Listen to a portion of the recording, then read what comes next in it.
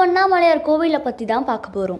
புராணங்களின்படி சிவபெருமானின் தோற்றம், அதாவது அவரோட அடிமுடி பற்றி சிவன், பிரம்மா, விஷ்ணு இவங்க 3 பேருக்கும் ஒரு விவாதம் எழுந்துச்சான். அப்போ சிவபெருமான் இந்த மலையில அக்னி பிழம்பா உருவம் எடுத்து நின்னாராம். சிவபெருமானோட அடியை பார்க்கறதுக்காக விஷ்ணு பகவான் வராகம், அதாவது பன்றி அவதாரத்தை எடுத்து பூமியை தோண்டிக்கிட்டு போனாராம்.